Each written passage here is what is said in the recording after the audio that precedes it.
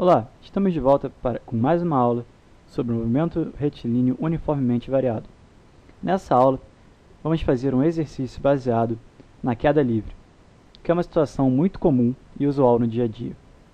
Primeiro de tudo, nós temos que conhecer como funciona um agente físico muito presente no nosso cotidiano, a gravidade. A gravidade é uma aceleração a qual todos os corpos na superfície terrestre estão sujeitos. O valor da aceleração que a gravidade impõe aos corpos varia de acordo com a localização na Terra, mas ele sempre varia em torno de 9,8 metros por segundo quadrado. A gravidade geralmente é representada pela letra G de gravidade. Esse valor, como já havíamos visto, varia. Porém, 9,8 é uma boa aproximação para a maioria dos lugares da Terra. E muitas vezes em conta, para facilitar, nós substituímos por 10, que é um valor arredondado mais fácil de se lidar. Como é que funciona a gravidade mais ou menos? Quando nós soltamos, digamos que nós temos o chão e um edifício de 3 andares. Quando nós soltamos uma pedra da janela do terceiro andar, nós vimos que a pedra é atraída ao chão e que ela cai até alcançar um obstáculo. Se criássemos um buraco no chão, sabemos também que a pedra continuaria até encontrar o fundo do buraco. Ou seja, ela não para quando chega no nível do chão, ela para quando encontra o primeiro obstáculo ao seu percurso. A gravidade, ela atua com a mesma aceleração sobre todos os corpos. Assim, se jogarmos do alto do prédio uma pedra e um bloco de cimento bem maior que a pedra, por exemplo, o bloco e a pedra vão chegar juntos ao chão, mesmo tendo pesos e tamanhos completamente diferentes. Isso é um fator muito importante, ou seja, independente do corpo, independente do seu peso, o valor da aceleração provocada pela gravidade é sempre a mesma. E, nos nossos estudos, uma ótima aproximação é que a gravidade também é constante, ou seja, no terceiro andar do prédio, o valor da gravidade é o mesmo do que ela possui em todos os demais andares. Dito isso, vamos nos debruçar sobre o seguinte problema. Temos um menino, e o menino joga uma pedra para cima, com uma velocidade inicial v0. A altura do braço do menino ao chão é uma altura h0, ou também vamos chamar de s0. Como sabemos qual é a altura máxima que a pedra vai alcançar antes de cair de volta ao chão? E como sabemos qual é o tempo que ela vai levar para subir e descer de volta para a mão do menino? Bem, até agora todas essas questões eram muito difíceis de ser resolvidas, e nós não tínhamos a mínima ideia de como prosseguir nesse problema. Uma vez que nós aprendemos o movimento retilíneo uniformemente variado, nós conseguimos uma abordagem muito fácil para resolver esse tipo de questão. Por quê? A pedra vai se mover numa reta, porque o menino vai jogar ela numa certa altura, ela vai subir, depois vai descer pela mesma reta até a altura da mão do menino. Ou seja, o movimento vai ser retilíneo. E a única aceleração, a única coisa que vai estar agindo sobre a pedra, fora sua velocidade inicial, vai ser o efeito da aceleração da gravidade, que é para baixo. Como já vimos, a aceleração é uma grandeza vetorial, e a direção da aceleração é sempre a direção aonde ela tende a aumentar a velocidade. Se jogarmos uma pedra de um prédio, ela vai ter velocidade zero no instante inicial e vai ganhar velocidade para baixo ao longo de sua queda. Portanto, podemos concluir que o sentido vetorial da gravidade é de cima para baixo. Assim, quando o menino jogar a pedra para cima, ela vai estar sujeita, desde o momento em que sai da mão do garoto, ela vai estar sujeita à ação da gravidade. Bem, na verdade ela estava sujeita à ação da gravidade antes. Quando ela estava na mão do garoto, ela já tinha tendência de descer. Por isso que o garoto sentia um peso na mão, porque a mão dele estava fazendo força para evitar essa tendência. Nós vamos ver isso melhor em dinâmica. Mas a partir do momento que o garoto solta a pedra, joga a pedra, e ela perde contato com a mão, a gravidade começa a agir livremente sobre a pedra. Assim, a partir do momento que a pedra sai da mão do garoto, ela já sobe com a gravidade atuando sobre ela, no sentido de desacelerar sua velocidade, pois a aceleração está com uma direção vetorial contrária à da velocidade inicial, que é para cima, até que a gravidade, no momento de altura máxima, consegue anular toda a velocidade que a pedra tinha para cima, pois quando chega à altura máxima, a velocidade da pedra é zero, que quando chega à altura máxima, a velocidade da pedra é zero, e a partir desse momento a gravidade continua atuando sobre a pedra, agora conseguindo imprimir uma velocidade para baixo, fazendo a pedra descer até voltar à mão do menino. É isso que acontece. Então, o movimento da pedra é retilíneo e é uniformemente variável, uma vez que ela só está sujeita a uma aceleração que é constante ao longo de todo o caminho. Sendo assim, a pedra está sujeita às equações de MRU que nós havíamos deduzido na aula anterior. Pois bem, então vamos pôr em prática essas equações. As equações que havíamos deduzido para o MRUV eram S igual a S0 mais V0t mais AT ao quadrado sobre 2 e V igual a V0 mais AT. Primeiro, como havíamos visto desde a aula de MRU, temos que ver em que reta acontece o movimento. Nesse caso, é nessa reta daqui. Agora, a reta continua para cá. Agora, a reta continua para cá e para cima também. Vimos que temos que graduar a reta e escolher um lugar para ser a origem, ou o zero. Nesse tipo de problema, é habitual, mas não obrigatório, colocar a origem como sendo no chão, o ponto zero. Em vários problemas é mais interessante escolher outro ponto para a origem. Aqui vamos escolher como sendo o ponto do chão. O ponto de onde a pedra parte, como já vimos, a altura do braço do garoto, nós vamos chamar de S0, como fazíamos antes, já que essa é a posição inicial da pedra. Vamos convencionar agora uma direção para ser a de velocidade e aceleração positivas. Vamos convencionar, como geralmente se faz nesse tipo de problema, que a velocidade para cima é positiva e a velocidade para baixo é negativa. E por consequência, como vimos na nossa aula anterior, a aceleração vai ter a mesma convenção. Então, a velocidade inicial está para cima, então ela é positiva. Já a aceleração, que no caso é igual à gravidade, está para baixo. Então temos que a aceleração é negativa. Então vamos reescrever as equações. Temos que a posição da pedra na nossa reta é dada por S0 mais V0 mais, porque o V0 é positivo, vezes o nosso ΔT. Aqui consideraremos o tempo partindo do t igual a zero. Geralmente é o que fazemos nesses problemas, para podermos considerar o ΔT apenas como t, mais V0 vezes t, menos, porque a aceleração é negativa, g, que faz o papel da aceleração, t ao quadrado sobre 2. E a velocidade será v igual a v0 menos g vezes o t. Essas duas equações representam as equações da queda livre. Pois bem, quais são nossos objetivos? Nossos objetivos são os de descobrir quanto tempo a pedra demora para chegar na altura máxima, qual é a altura máxima, quanto tempo a pedra demora para voltar para a mão do garoto. Primeiro, o tempo que a pedra demora para chegar na altura máxima.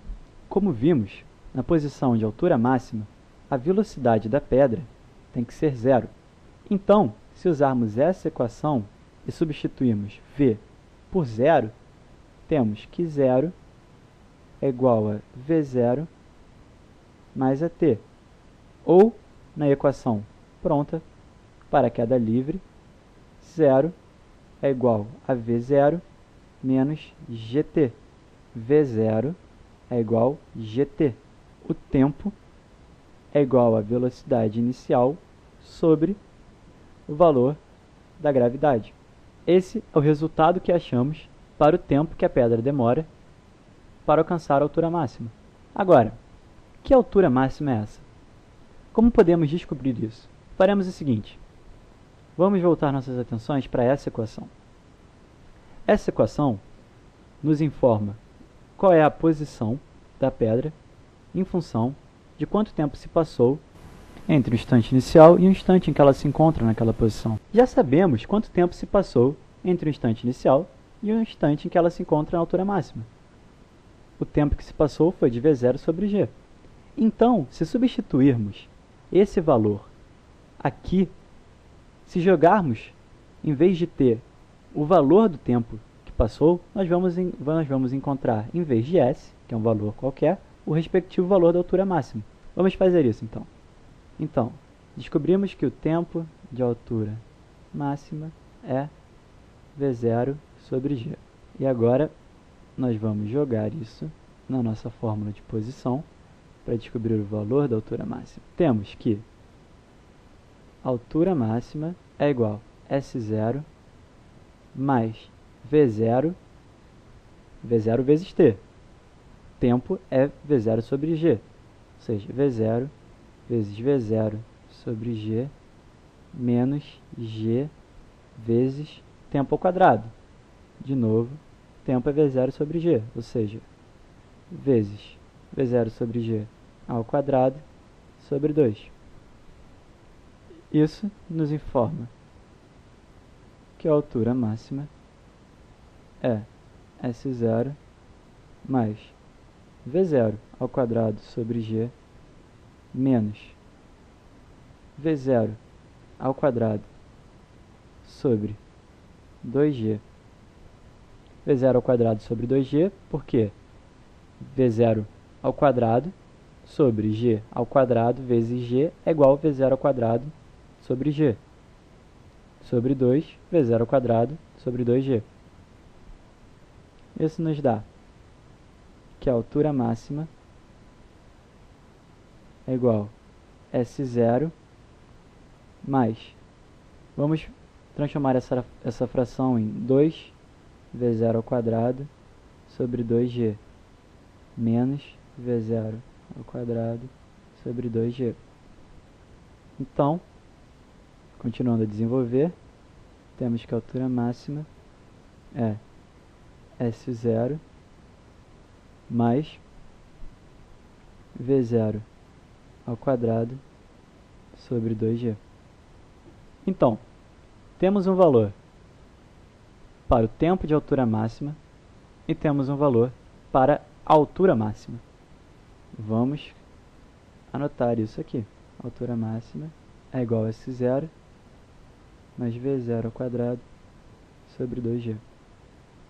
Agora, queremos saber quanto tempo a pedra demora para chegar de volta à mão do garoto. Muito bem, quando a pedra volta para a mão do garoto, a sua posição na nossa reta é a mesma de quando ela foi da mão do garoto, ou seja, quando a pedra volta, S é igual a S0. Então, para descobrir quanto tempo a pedra demora para voltar, é só substituir o S dessa equação por S0, o que nos daria S0 é igual a S0 mais V0 vezes T menos G T ao quadrado sobre 2. Podemos cancelar o S0 dos dois lados e temos que V0 vezes T é igual a G T ao quadrado sobre 2. Essa equação, percebam bem, tem duas soluções. Uma solução que resolve essa equação é se o tempo for igual a zero. No caso, a equação é satisfeita, pois zero é igual a zero. Isso faz muito sentido, porque no instante t igual a zero, a posição da pedra é S0. Agora, existe outro instante em que a posição da pedra é S0, que é o instante em que a pedra volta para a mão do garoto. Esse representa a segunda solução da equação. Para encontrá-lo, vamos dividir os dois lados por t. Reparem que só podemos dividir os dois lados por t, pois estamos assumindo que ele não é zero. Isso nos dá V0 igual gt sobre 2. Ou seja, o tempo que demora para a pedra voltar é 2v0 sobre g. Olha que resultado interessante. O tempo que a pedra demora para chegar na altura máxima é v0 sobre g. E o tempo que a pedra demora para voltar para a mão do garoto é 2v0 sobre g. Vamos anotar isso. Tempo de volta. Tempo que ela demora para voltar. É 2v0 sobre g. O que isso quer dizer? Isso quer dizer que o tempo que a pedra demora para subir é exatamente o mesmo tempo que ela demora para voltar. Isso se aplica em todos os casos, porque nós fizemos tudo literalmente, nós usamos apenas incógnitas, nós não substituímos por nenhum valor geral. Ou seja, esse resultado se aplica para qualquer situação. Olha que coisa interessante que nós conseguimos descobrir sobre o nosso mundo apenas com noções básicas de física.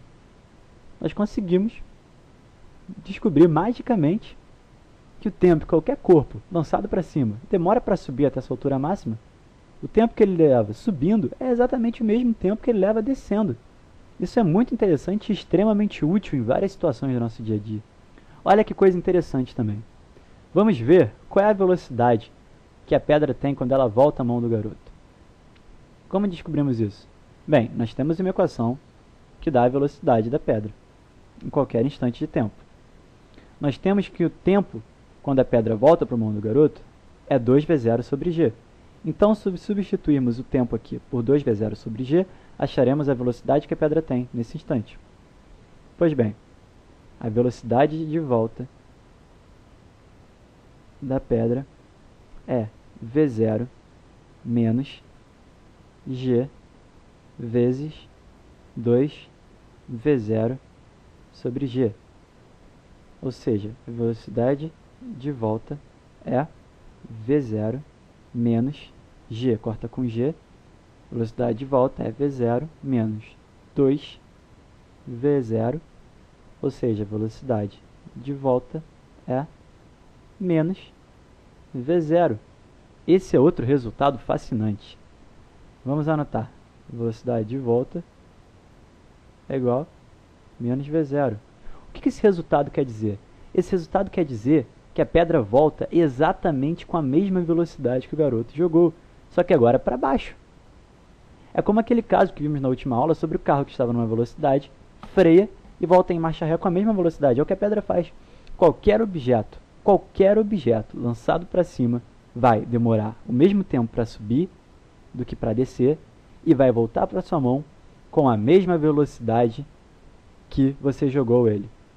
Por exemplo, o perigo de uma bala perdida. Se alguém dispara um revólver para cima, a bala vai subir. Descobrimos que, devido à ação da gravidade, a bala vai descer.